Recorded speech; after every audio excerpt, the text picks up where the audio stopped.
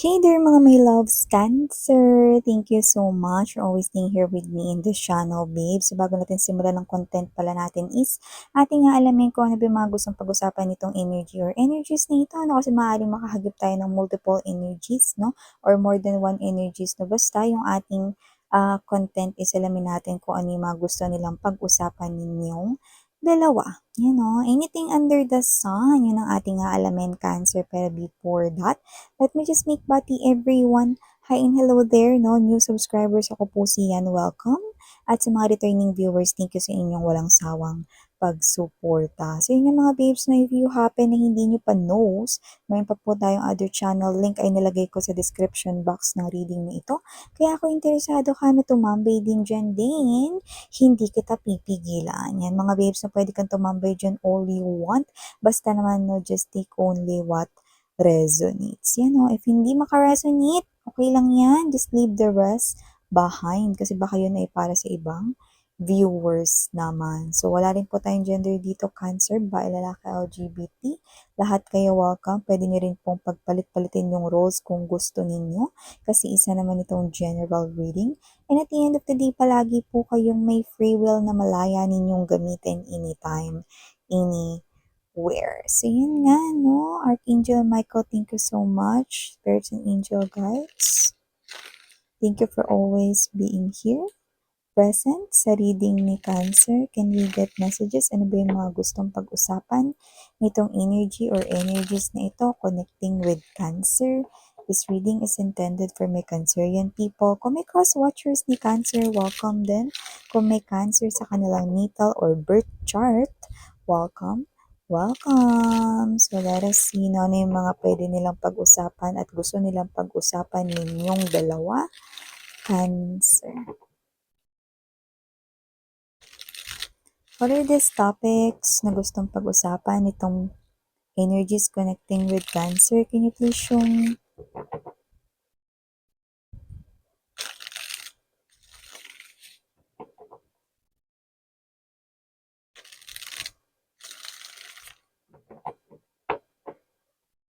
Okay, so Cancer, let us see ano ba itong mga gusto nilang pag-usapan ninyong dalawa. So you guys, meron kayo ritong Justice energy.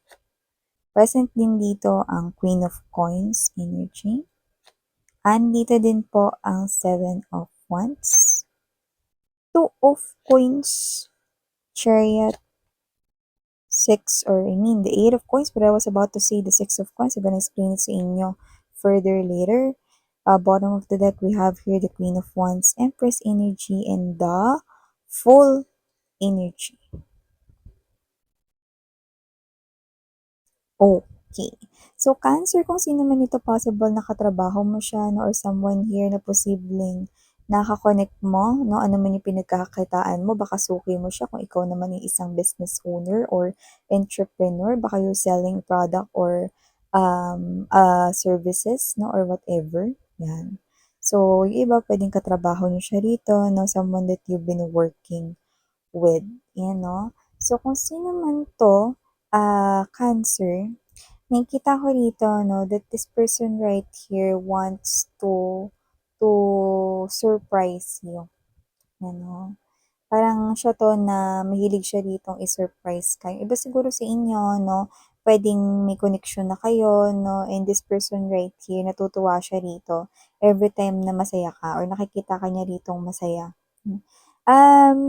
Nakikita niya rin dito na na-appreciate mo lahat ng mga bagay. Parang kahit nabigyan ka niya lang dito ng parang ano, no, isang Nescafe stick or parang isang chocolate, sobrang na-appreciate mo na yun. Kitang-kita raw sa iyong face, yan, no? Kaya parang gustong-gusto ka niya ritong binibigyan. Yan, no? So, this person right here, hindi lang mga ganong klase ng small surprises yung gusto niya, kundi this person right here, parang ganyan na siya. Gusto niya yung mga nagsusurprise siya sa kanyang mga loved ones, hindi lang pagdating sa'yo. Okay? Kaya kung kayo man ay nag-uusap na ngayon, kung kayo man ay kayo na, no? Malamang alam na alam mo yan, no? Na gustong-gusto niya yan na sinusurpresa yung kanyang mga malalapit sa life, no? Kagaya mo. Yan, no? Pero may mga energies rin dito, mga babes, no? Na posibleng hindi pa kayo rito kayo. Yan. Kasi may energy rito na parang ngayon humahanga siya sa inyo. Baka crush niya kayo, like niya kayo, Cancer. Okay, pero puwedeng hindi niyo yun nalalaman because I'm seeing energies ninyo na posibleng nagfo-focus kasi kayo sa ibang bagay, sa mga dapat ninyong tapusin, sa mga pending ninyong trabaho or mga job tasks, yan 'no.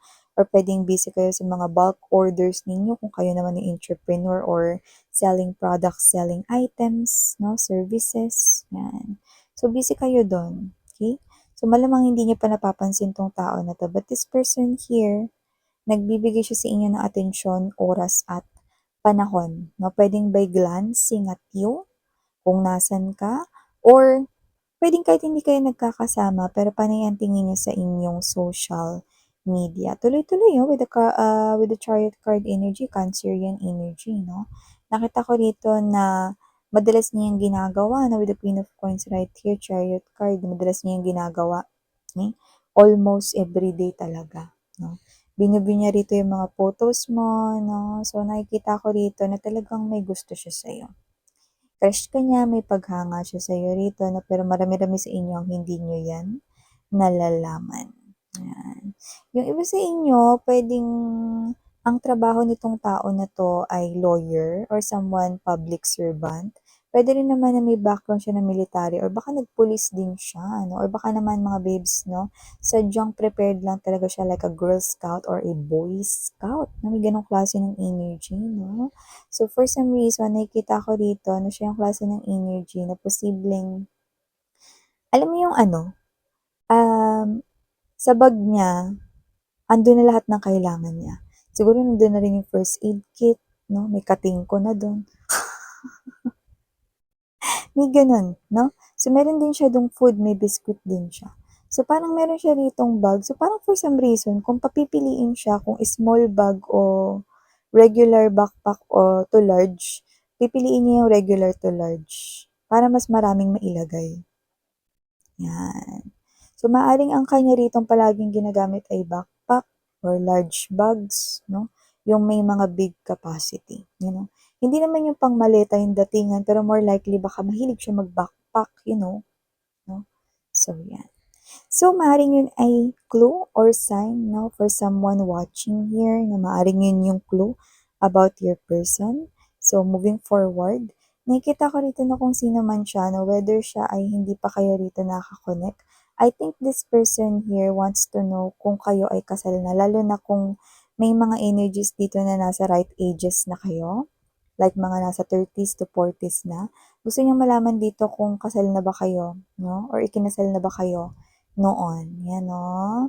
So, nakikita natin dito that this person here wants to know kung kasal na kayo, kasi this person here will make a move, okay, kapagka nalaman niya rito na kayo ay single pa, 'yan 'no. Kaya kasi hindi pa nakakagawa ng ano, ng action itong tao na 'to with the Two of Coins energy, wala siyang alam, eh, kung may boyfriend, girlfriend or kung may asawa ka na, eh. Kasi tahimik ka lang, eh, ano. This is you, parang may energy ka pa nga dito na sinasabi niyo sa'kin na may pagka-intimidating kayo, 'yan. So, you appear to be as someone intimidating daw. Kaya medyo parang hindi nila alam 'no, medyo may pagka-misteryoso or misteryosa yung datingan mo. So, wala silang kaalam-alam dito kung ikaw ba ay pamilyado na, kung ikaw ba ay isa ng parent, 'yan 'no. So, wala tayong gender dito, LGBTQs, of course welcome din kayo. But definitely, I'm seeing a lot of major arcanas right here 'no, na talagang gusto niya rito na ipagtulakan siya ni universe sa inyo, 'yan. Kaya kung sino man siya rito, Cancer, nakikita ko rito 'no, na this person right here is someone na may maganda ritong, background sa kanyang kaperahan 'no, at maaaring alokin ka niya rin dito mga babes 'no, ng pag-iimbesta ng iyong money, it's legit 'no. Puwede mong i-accept yung offer na yun, so maaaring yun yung isa sa mga pag-usapan ninyo 'no. Mature din kasi siya, eh, okey. Lalo sa pagha-handle ng kanyang pinansiyal, 'yan. At saka ang kanyang language of love is yung matulungan ka. Ma-improve yung pinansiyal mo, madagdagan yung ipon mo, savings mo, ganun yung klase ng kanya ritong pagpapakita or pag-show ng love or care for you, you know? Parang tell me kung ano yung kailangan mo, then gagawa ko ng paraan para mai-provide ko yun sa'yo or mai-offer ko yun sa'yo. Ayan o, I'm sensing a very mature at punong-puno ng responsibilidad talaga, no, na energy itong tao na 'to. Gusto niya mag-take responsibility sa'yo kahit na hindi pa man din kayo sa iba sa inyo or kahit na hindi pa kayo kasal sa taong ito, no? Feeling niya gusto ka na niya rito mga babes na naalagaan, may responsibility siya sa'yo, mga gano'n. Yan. So, maliban diyan Cancer, nakita rin ako dito ng energy 'no. Gusto niyo ditong malaman kung mahilig ka ba sa mga parang mga sports or extreme activities or parang yung mga kakaiba na mga games, may mga ganyan. So, maaaring siya 'to na mahilig mag-try ng mga something new, puwedeng mga extreme na mga yung mga parang, paragliding, yung mga parang, yung tatakbo kayo 'no, sa Breakout Manila, yung mga ganyan mga babes 'no. Yung hahabulin kayo ng mga may makeup na mga zombies, yung mga gano'n na parang mahilig siya sa mga gano'n. So, parang gusto niya malaman kung, um, go ka ba kung sakaling ayain ka niya sa mga gano'ng klase ng mga activities. Puwedeng mga sports 'yan, puwede rin naman na what's this, mga pa-event 'no, na parang kakaiba, so parang mahilig siya sa mga gano'n. So gusto niyang malaman dito 'no, kung parang gusto na rin niya tanungin rito kung may phobia ka ba about something or, ikaw ba 'to na magugulatin ka ba, 'yan 'no, parang gusto niya rin malaman 'yun. Kasi parang for some reason, ewan ko lang, hindi ko naman sinasabing mahilig siya sa horror dito o sa mga suspense, pero parang mahilig siya mag-ATV. Yung ano, 'di ba, mga parang mga, um, mahilig siya sa mga activities kagaya ng mga pa-snorkeling, jet ski, parang mga gano'n. 'Yan, just take how this resonates, okay? So maliban diyan, Cancer, nakita rin ako dito ng energy na parang siya yung klase ng energy na gusto niya rin mag-unwind, 'no? Mag-relax 'no, tsaka maaaring mahilig rin siya ritong magkape or mag-tea or mag-milk tea, 'yan 'no, while, enjoying the landscape 'no. So, parang okey ka ba dun na parang kung sakaling mag-road trip kayo 'no, dun kayo pupunta sa overlooking, kakain kayo dun, iinom kayo ng favorite ninyong drinks 'no, parang ganun, romantic 'no, yet relaxing 'no. So, parang okey ka ba dun? Gusto niya malaman kung okey ba sa'yo yun? Kasi yun din yung mga bagay na gusto niya ritong gawin 'no, at yun rin yung pangarap niyang gawin kapag nagkaroon na siya rito ng partner. Ayan 'no. So, yan mga babes 'no. Yung iba mga may nag-aalala lang dito kasi posibleng meron na yung mga anak yung iba sa kanila. Puwedeng sila ay single mom or single dad 'no, at nag-aalala sila rito kung okey lang ba sa'yo na meron sila ritong anak, ano. Yung message na yun hindi para sa lahat pero babanggitin ko pa din. So, yan. Isa yun sa mga parang worries niya at gusto niya malaman dito yung feedback mo or opinyon mo 'no, kung sakali man dito naliligawan ka niya pero meron siyang anak 'no. Ulitin ko lang hindi lahat ng ko-connect sa inyo may anak ha. Binanggit ko lang 'yun kasi nakita natin dito 'no, pero meron din mga energies na walang anak 'no, pero gustong kumonek sa inyo, okey? So maliban diyan Cancer, lumunok lang ako ng laway. Nakita rin ako dito ng energy 'no, na this person here is someone na yung kanyang trabaho is posibleng hindi lang sa office, possible na sa fieldwork, 'yan 'no. Or this person right here 'no, tends to travel a lot, 'yan. At ito baka baka lang ma-misinterpret mo daw 'no, close siya rito sa kanyang parent, so puwedeng mama niya 'yun, 'yan 'no.